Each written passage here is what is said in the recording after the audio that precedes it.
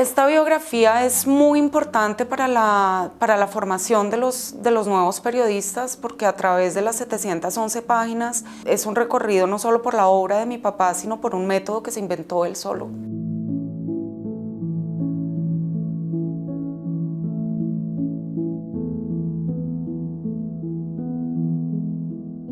Pues la necesidad, digamos que está desde hace muchos años, porque pues cuando uno escuchaba a mi papá, las historias detrás de las historias y la manera en que llegaba a ellas, pues era apasionante y siempre pues me pareció que era necesario que eso quedara plasmado para proyectarlo a las generaciones futuras. Y pues en realidad fue una idea de mi esposo hace unos 12 años. Él es francés y aprendió a conocer y amar este país a través de las historias de mi papá, y le insistimos durante mucho tiempo y realmente pues al principio fue un poco reacio, y en 2019 yo decidí tomar las riendas del proyecto y hacerlo a 4 manos, y fue ahí cuando se intensificó pues la necesidad de investigar y de contar la historia. La investigación la comencé de su mano, pero antes de comenzar a escribir mi papá pues se me fue, o sea que ya el reto de la escritura sí lo enfrenté sola. Nada, lo que teníamos era preguntas y respuestas, o yo a veces hacía pues como algunos párrafos de conversaciones que teníamos, pero no vio nada escrito.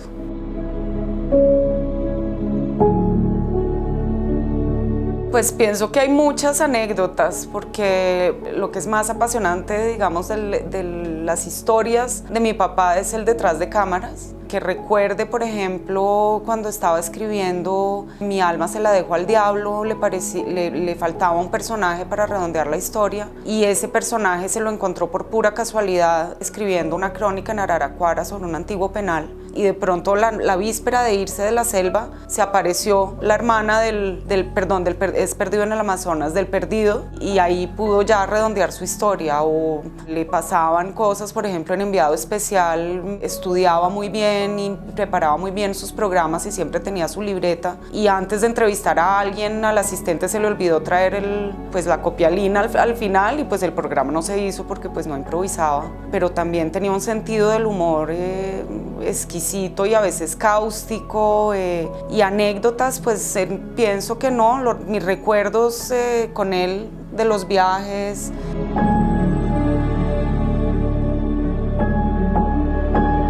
Del programa, sí, del programa muy pequeña, un programa que hizo en San Andrés sobre las basuras. Para los libros, a muchos viajes fui con él. A la filmación de la película de Mi alma se la dejó al diablo fui con él. En la red, digamos, redondeada o reencuentro con los personajes del Cachalandrán Amarillo, fui con él a varios sitios, a Pitalito en el Huila, a Riohacha, La Guajira, a Valledupar, y esos recuerdos de esos viajes están en el libro. O sea, el libro es un viaje por su vida, pero también es un viaje a través, digamos, de todas esas naciones culturales que tanto conoció y defendió mi papá.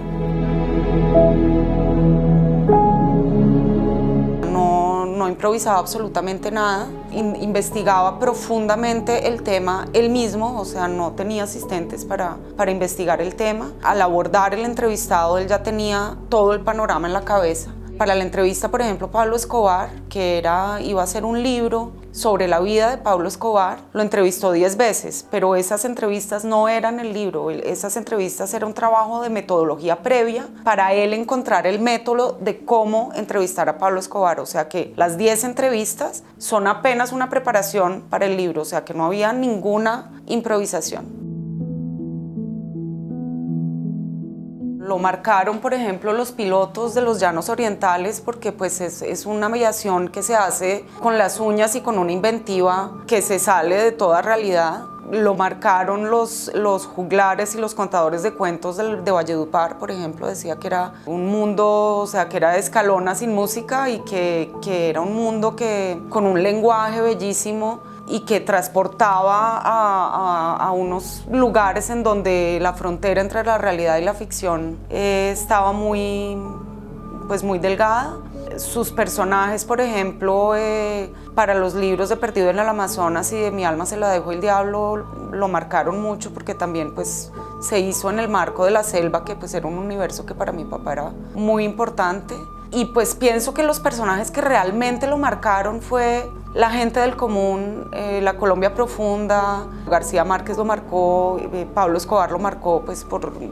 en el mal sentido de la palabra, claramente. Pero lo que más lo marcaban eran los héroes que venían de la nada, lo emocionaban muchísimo.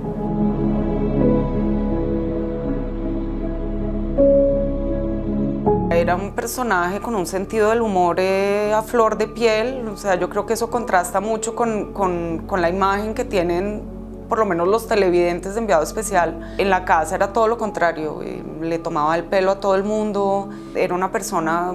súper accesible, súper sencilla, un papá que estuvo muy presente a pesar de viajar mucho, que estuvo presente de muchas maneras, a través de cartas, a través de llamadas telefónicas, a través de conversaciones, o los fines de semana siempre estábamos juntos. Pues para mí esa figura pública, digamos que yo empecé a dimensionarla ya muy tarde y adulta y ya siendo mamá, o sea,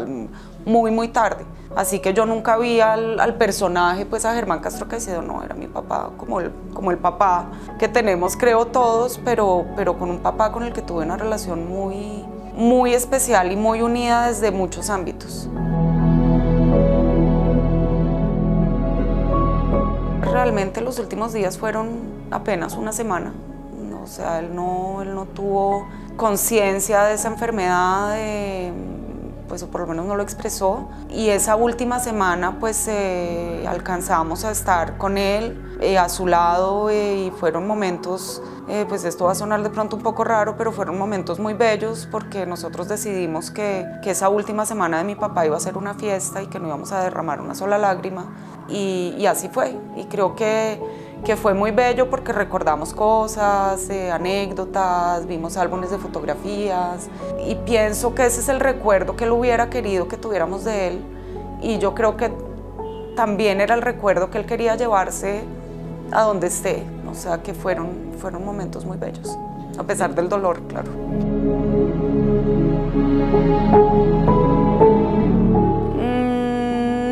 No, él en los últimos años se interesó mucho por el tema de la minería ilegal, siempre lógicamente con el tema social y del medio ambiente pues muy en la mira, pero lo angustiaba mucho seguir escribiendo de temas tristes, y sí nos dijo que si escribiera de eso o de Colombia en ese momento pues sería como apocalipsis ya, y no quiso seguir.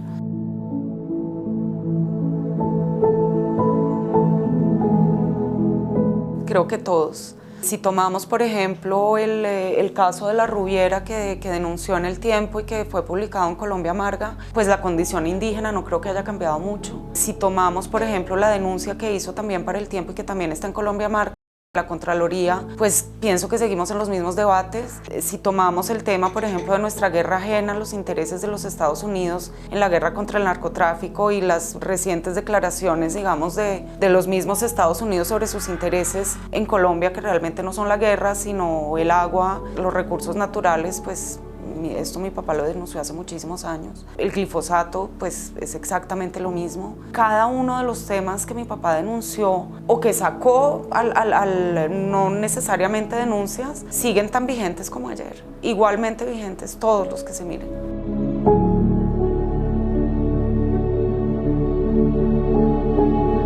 Pues fue un momento o sea, para el duelo mío me ayudó muchísimo. Prolongué la vida de mi papá durante 3 años de escritura, y en realidad al final, el punto final fue como enterrarlo por segunda vez, o sea, como un desprendimiento, pero al mismo tiempo